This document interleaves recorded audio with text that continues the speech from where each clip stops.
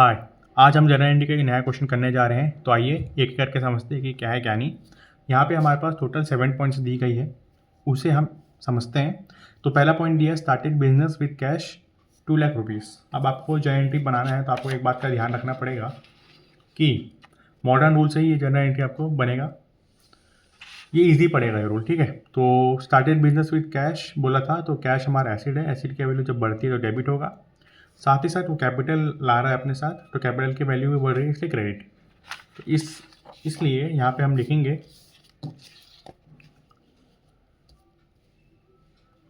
Cash account debit to capital account 2 lakh rupees.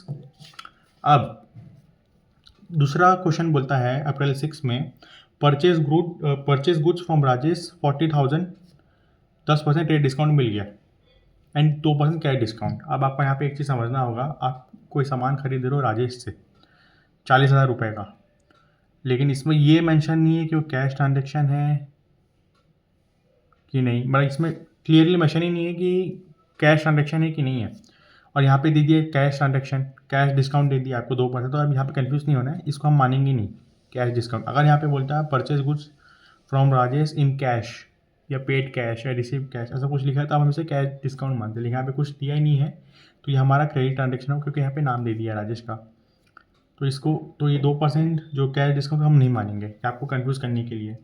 तो राजेश हमारा क्या होता है, क्रेडिटर होता है, ठीक है। आप कोई गुड्स को परचेज कर रहे हैं, अगेन कोई चीज़ आपके पास एसिड है, आपके आ रही है, तो वो हो गया क्या, इंक्रीज। एसिड की वैल्यू बढ़ती है तो वो क्या होगा, डेबिट। तो परचेज अकाउंट डेबिट हो जाएगा। अब जो राजेश है वो हमारा क्रेडिटर होगा, क्यों? क्योंकि वो एक लाइबिलिटी है, अपने खरीदे हैं तो आपको आज ही तक उसको उधार देना पड़ेगा, तो वो हमारी लाइबिलिटी है। इसका एंट्री देखते हैं क्या बनता है। इसका एंट्री होगा ये purchase goods account debit to Rajesh account, क्योंकि राजेश हमारा क्रेडिटर है। अब 36,000 कैसा है तो मैं बता देता हूँ। 40,000 रुपये आपको बोला था कि आप 40,000 रुपये का सामान खरीद रहे हैं राजेश से, जिसमें 10% डिस्काउंट मिल रहा है आपको। तो 40,000 का 10% आप हटाएंगे तो 4,000 हुआ, 4,000 आप हटाएंगे तो आपका है 36,000, ठीक है। अब अप्रैल 8 की हम बात करते हैं।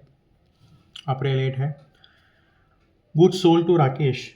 आप गुड्स बेच रहे हैं राकेश को 10% के डिस्काउंट में, on 2% cash discount 2,000, amount receive हो रहा है इन कैश। अब आपको यहाँ पे अगर बोल देता कि कैश नहीं है, सिर्फ बोल देता है गुड्स सोल्ड टू राकेश, तो ये हमारा क्रेडिट ट्रांजेक्शन होता। लेकिन यहाँ पे बोल दिया कि रिसीव इन कैश, तो ये हमारा कैश ट्रांजेक्शन होगा। अब यहाँ पे आप देखिएगा अप्रैल 8 का ट्रांजेक्शन क्या कहता है। आपने सामान बेचा है राकेश को और आपको बदले में पैसे मिल रहे हैं, ठीक है, इसलिए हम यहाँ पे कैश अकाउंट कर रहे हैं, cash account debit. Cash debit इसलिए कर रहे हैं क्योंकि कैश हमारा क्या होता है, एसिड होता है। एसिड की वैल्यू जब जब बढ़ेगी तब वो डेबिट होगा, इसलिए हम यहाँ पे डेबिट किए, ठीक है। अब आपने यहाँ पे देखिएगा कि कैश डिस्काउंट को भी हमने डेबिट किया है। कैश डिस्काउंट हम डेबिट क्यों किए हैं, अगर आप कोई सामान बेच रहे हैं तो वो आपका एक्सपेंस हुआ। अगर आपको सामने, अब जैसे एक एग्जांपल लेते हैं, आप कोई सामान खरीद रहे हैं किसी से, ठीक है, और वो सामने वाले बंदे ने आपको डिस्काउंट दिया तो आपका फ़ायदा हो गया, ठीक है। लेकिन आप यहाँ पे अपना सामान बेच रहे हैं किसी को, तो आप डिस्काउंट दे रहे हो तो आप अपने तरफ से कम कर रहे हैं ना, तो आपका वो एक एक्सपेंस हुआ, लॉस हुआ, इसलिए उसको कैश डिस्काउंट को हम डेबिट किए हैं। टू सेल्स को क्रेडिट क्यों किया बोलने से, कैश एसिड हमारा, अब सेल कर रहे हो तो वो एक एसिड है, एसिड की वैल्यू जब तक गिरती है तो क्रेडिट होगा, इसलिए यहाँ पे सेल्स लिखे हैं। अब अमाउंट देखिएगा, 20,000 रुपये का आपने बेचा था सामान, ठीक है। आपने सामान कितने का बेचा था, 20,000 रुपये का बेचा था। अब 20,000 में से 10% हटा दीजिए, जो ट्रेड डिस्काउंट है 2,000 रुपये, तो वो 18,000, तो आप पहले सेल्स लिख दीजिए। अब आपको क्या करना है, जो कैश डिस्काउंट कितना मिला 18,000 में से, 18,000 का 2% कितना हुआ, 360 रुपये, वो आप डेबिट कर दिए। और बाकी का जो रेस्ट अमाउंट बचा वो आपको मिल रहा है, ठीक है। अब हम बात करते हैं अप्रैल 12 की। अप्रैल 12 में क्या बोला है, cash withdraw 10,000 at goods withdraw 5,000 for personal use. अब यहाँ पे देखिएगा पर्सनल यूज़ का बात आ गया है ना। जहाँ पे आपको पर्सनल यूज़ बोल दिया मतलब वो आपका ड्राइंग है। अब ड्राइंग यहाँ पे डेबिट कैसे हुआ मैं आपको बता देता हूँ क्लियर शब्दों में। यहाँ पे आप ध्यान से देखिएगा, cash withdraw for personal use, तो आपका ड्राइंग है नो डाउट, लेकिन ड्राइंग इनमें से कहाँ आता है? तो ड्राइंग आपका आएगा लायबिलिटी में, सॉरी कैपिटल में। कैपिटल की वैल्यू जब जब डिक्रीज़ हो रही है तो वो डेबिट।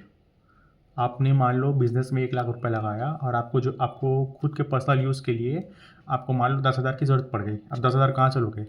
प्रॉपर्टी तो बेचोगे नहीं, जो आपने बिज़नेस में लगाया है आपको अर्जेंट है तो आप वो बिज़नेस से ही निकालोगे, तो आपका कैपिटल कम हो रही है वैल्यू, इसलिए वो डेबिट हुआ। तो ड्राइंग अकाउंट को हम डेबिट कर देंगे, ठीक है।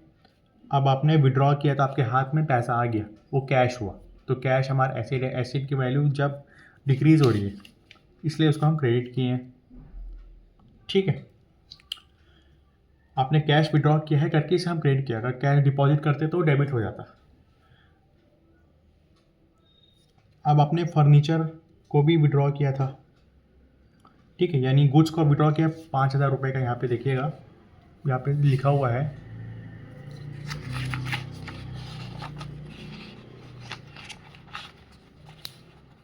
यहाँ पे लिखा हुआ है, देखिए, कैश विड्रॉ कर रहे हैं इसलिए उसको क्रेडिट किए, गुड्स भी विड्रॉ कर रहे हैं इसलिए यहाँ पे भी क्रेडिट किए। आप बोलोगे यहाँ पे गुड्स लिखा तो परचेज क्यों लिखा? जब भी गुड्स लिखा रहता है तो उसको हम परचेज मानते हैं जर्नल एंट्री के फॉर्म में। 5,000 लिख देंगे। टोटल मिला के कितना का आपने विड्रॉ किया था पर्सनल यूज़ के लिए? 15,000 लिख दिए। तो ये एंट्री ऐसे बनती है, नरेशन आपको लिखना पड़ेगा। Being goods and cash withdraw for personal use आप लिख सकते हैं अपने हिसाब से। अब 15 अप्रैल को देखिए क्या लिखा है कि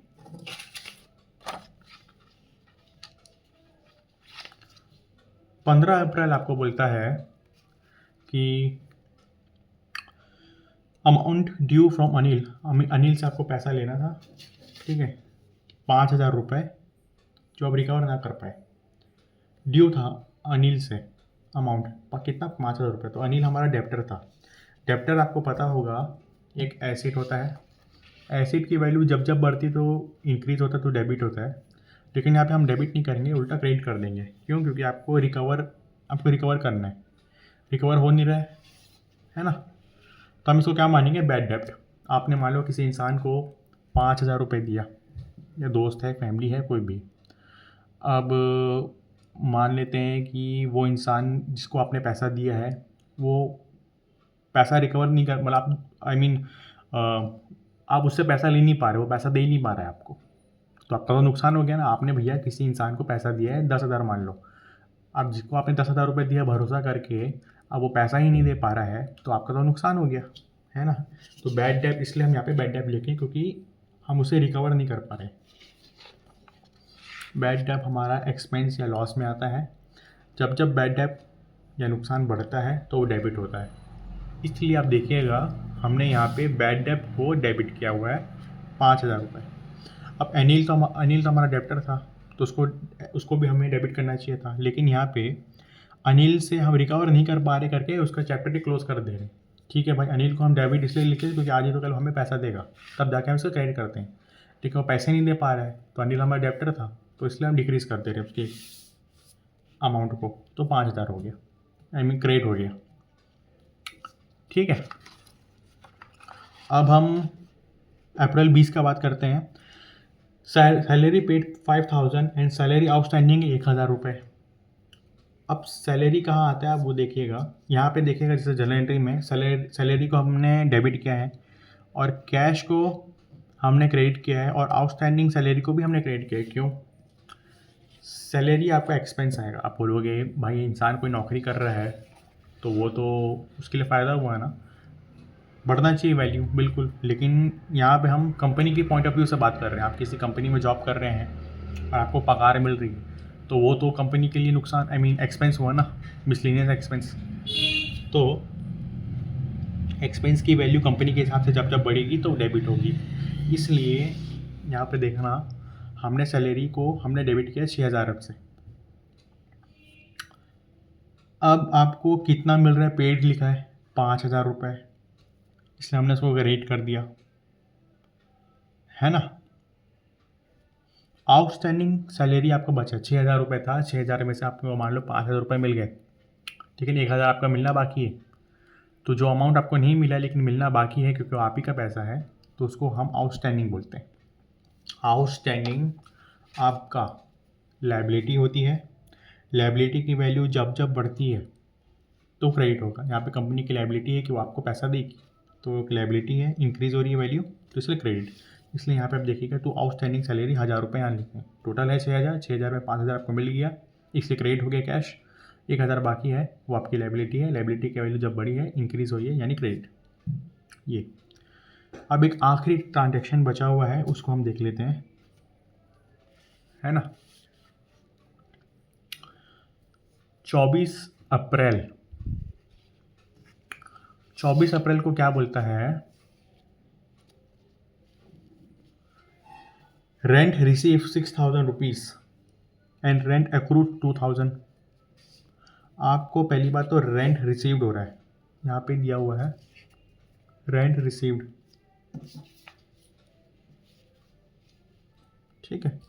आपको रेंट रिसीव्ड हो रहा है, रिसीव हो रहा है, तो मैंने आपको पहले वीडियोस में बताया है, रिसीव्ड, पेड, ये सब लिखा, तो ये कैश ट्रांजेक्शन होती है, यानी आपके पास कैश आ रहा है। अब जब जब आपके पास कैश आ रहा है तो एसिड हुआ, कैश हमारे पास कैश आ रहा है, ठीक है, तो इंक्रीज़ हो रहा है तो debit.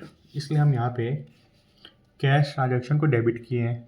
As you can see cash account debit 6000 rupees, क्योंकि हमें 6000 रुपये मिल रहे हैं।